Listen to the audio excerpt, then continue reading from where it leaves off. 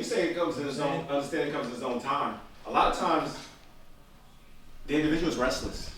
Yeah. You know what I mean? And the old guys are like, slow down. You gotta coach them a little. They're restless. Yeah, so like, the time that the understanding comes in is poorly dealt with and it's frenetically used. So you still have to use that time to get understanding. Right. But it can't be frenetically used. Obsessive compulsive. You know what I'm saying? Frenetic, just like when you get frenetic.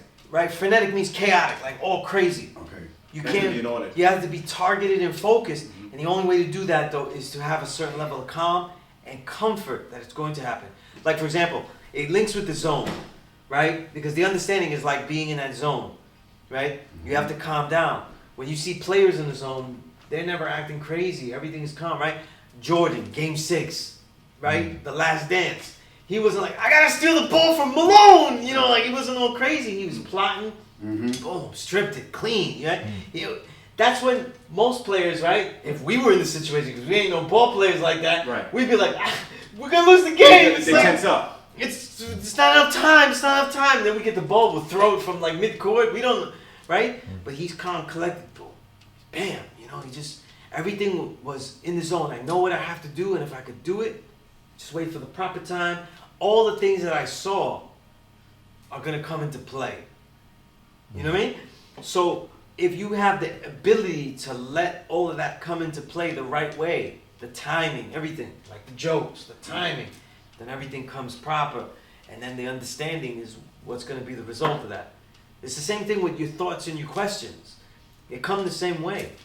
You know what I'm saying? Mm-hmm. They come with the focus and the fury that you bring into it. But the fury needs a focus. You know what I'm saying? The fury needs the power needs the refinement. The power always has focus. Gotcha. It's not. So the power needs the refinement. The power needs because for me, I always build that refinement is focus. It is focus. The father never yelled in the street, "The black man is God. Come hither here. Come hither here. I am teaching the great knowledge." Right. Right. It would have worked though. This was the '60s though and shit. You know? You had Meher Baba and he was teaching shit and all these Indian yogis. Everything was teaching. They were saying all types of stuff. You right? Black power shit. He could have been the same thing, but he targeted individuals. He focused. You know, I think that one. You know, in fact, it was very Chinese. You know, a very Asian way of doing it. You don't show your kung fu, but you teach your kung fu.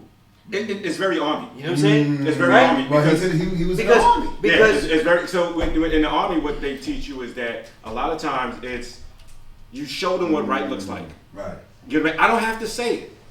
You're gonna see the wisdom. I'm gonna move a certain way. I don't have to be loud. It's gonna be said. So like when he talked about fighting, when you fight, if you're tense, you're gonna lose. So the head has to be balanced, the shoulders, the hips, and you go in there. The minute that you get tense, that's when you get knocked out. So you have to keep that balance of, okay, this is what I'm gonna do, this is what he's giving me. All right, am I gonna throw him in a hold? Am I gonna strike? Right. So you have to maintain that balance. But the understanding part comes with when you're being coached.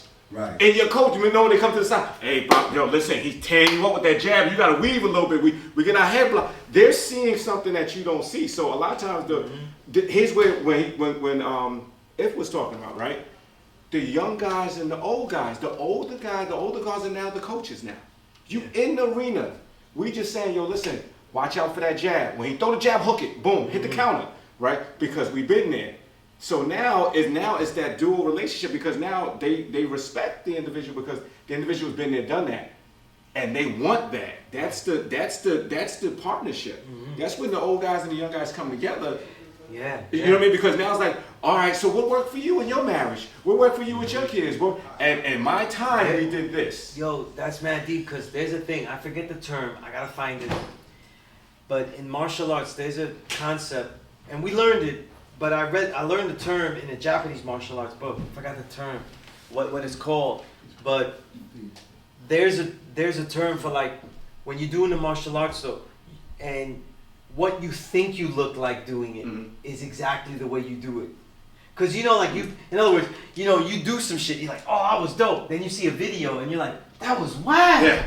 That shit look trash. So, and that's, you know what I mean? That's the crazy thing about understanding. Up here, right. you so think there's a martial arts skill of like, are you able to move exactly how you think you move? And that's hard. And then when you move, do you know exactly how you actually really are moving? And that's really, really hard.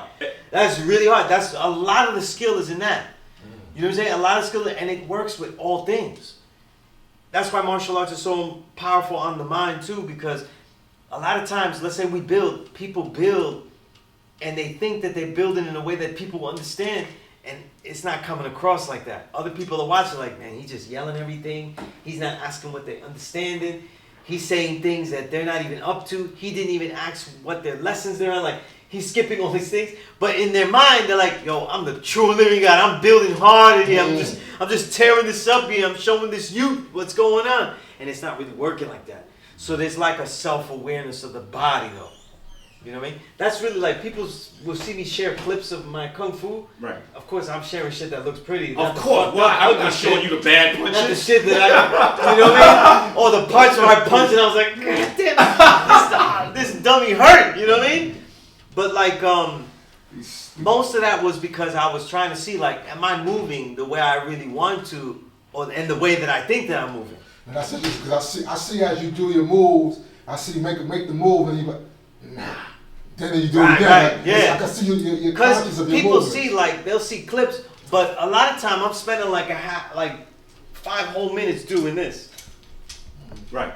You know what I mean? Like, just making it so. And then action. You know what I mean? Like, it's the rehearsal, right? Right, yeah. And it's like that repetitive nature. That Boy, dangerous. And that's the part that If Mega did this.